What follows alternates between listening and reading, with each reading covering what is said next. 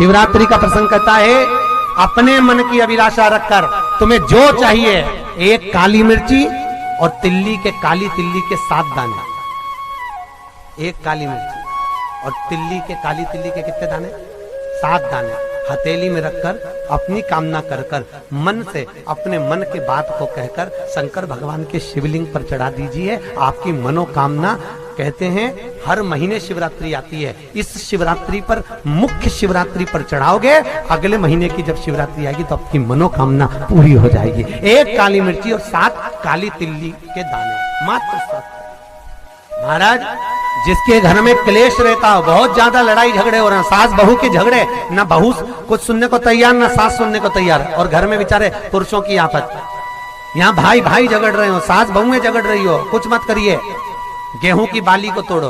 गेहूं की बाली जानते हो ना, जिसमें आप लोग तो गेहूं की बाली को तोड़ना है, और बाली 7 बाली तोड़कर अपने घर में घुमाकर अपने घर का नाम और गोत्र बोलकर उसको शंकर को समर्पित कर दीजिए। जिंदगी में कभी सास बहू का झगड़ा नहीं होगा महाराज। शिवरात्रि के दिन उसको समर्पित करिए, आपके घर में कभी क्लेश नहीं मच सकता। और शिवरात्रि के दिन रात्रि को 12 बजे शंकर भगवान पर एक धतूरा चढ़ा दो। क्या चढ़ाना है? जम के बोलिए जरा। धतूरा। ये शंकर भगवान को धतूरा चढ़ा दो। 12 बजे रात्रि को शिव जी पे धतूरा चढ़ाओ। आधे घंटे तक धतूरा चढ़े रहने दो और आप श्री शिवाय नमस्तुभ्यम का जाप करो। जिस शंकर जी पे धतूरा चढ़ाए उस मंदिर के बाहर बैठकर कौन सा मंत्र जपना है? श्री शिवाय नमस्तुभ्यम। फिर से बोलो, श्री शिवाय नमस्तुभ्यम। धतूरा चढ़ाकर श्री शिवाय नमस्तुभ्यम का स्मरण करिए।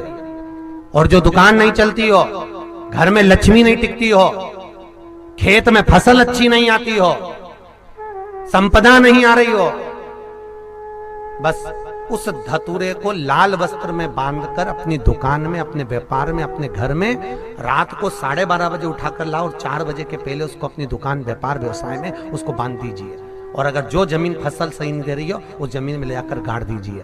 आपको जीवन में कभी तकलीफ नहीं भोगना पड़ेगी, लक्ष्मी बढ़ती चली जाएगी महाराज, संपदा बढ़ेगी। जो व्यक्ति ज्यादा बीमार रहता हो, बहुत बीमारी उसको घेरे रहती हो, परेशान रह रहा हो, बीमारी बनी हुई है, तो बोर चढ़ाइए। बेर, क्या बोलते हैं यहाँ पर? बेर की बोर, वो खाने वाला बेर जो होता है, उस बेर को 7 बेर ले लो और 7 बेर को लेकर अपने ऊपर से घुमाकर शिवरात्रि की दोपहर के 12 बजे शंकर भगवान के शिवलिंग पर ले जाकर उस बेर को चढ़ा दीजिए। आपका रोग, आपकी बीमारी मात्र 3 महीने के अंदर समाप्त हो जाए। शिवरात्रि के दिन बेर चढ़ाने का बड़ा महत्व है। और शिवरात्रि पर चढ़ा हुआ वो बेर उठाकर ले आइए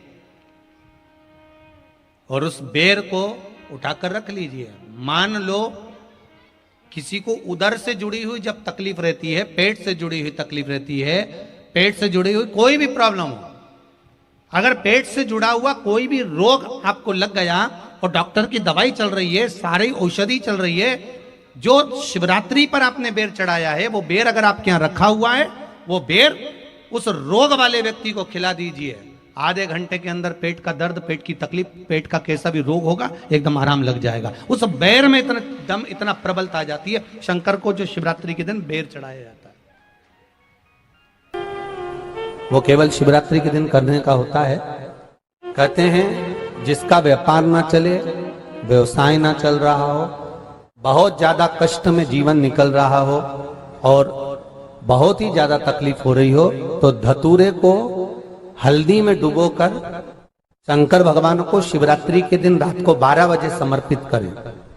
उस धतूरे को वापस उठा लाएं 5-10 मिनट के बाद, श्री शिवाय नमस्तुभ्यम बोलकर लाल कपड़े में उसको बांधकर व्यापार वाली जगह में कहीं पर भी उसको बांध दिया जाए। व्यापार पीछे नहीं हटता, व्यापार अग्रण्य भाव में बढ़ता चले जाता है। महाराज, उस धतूरे को केवल परंतु शिवरात्रि के दिन रात को 12 बजे ही किया जाए।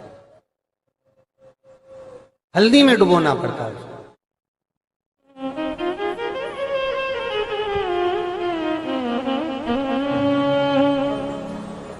यही प्रमाण एक क्रम में और है महाराज जी। लिंग पुराण कहती है, मान लो किसी व्यक्ति को कोई एक भारी बीमारी हो गई, बड़ा रोग हो गया, और वो रोग डॉक्टर कह रहा है कि ये ठीक नहीं होना है, बहुत तकलीफ उसमें है और कष्ट ही कष्ट है, वो ठीक नहीं हो रहा, दवाइयां लग रही, गोलियां खा रहे हैं। तो महाराज उसका भी वर्णन है। 7 धतूरे, कितने धतूरे लेना है? 7 धतूरे। कोई सी भी शिवरात्रि से मतलब महीने में एक बार शिवरात्रि आती है, प्रत्येक महीने आती है। किसी भी शिवरात्रि के दिन 7 धतूरे लेकर, एक धतूरे में मौली, लच्छा, नाड़ा लपेटकर, चंद्रमौली भगवान का स्मरण कर उस मौली को लपेटकर, 6 धतूरे में हल्दी लगाकर शंकर भगवान की जो जलाधारी है, जलाधारी में आपको पहले भी वर्णन किया है, शंकर भगवान का ये शिवलिंग है, ये जलाधारी है, ये भगवान का जल निकलने का स्त्रोत, चरणारविंद का भाव।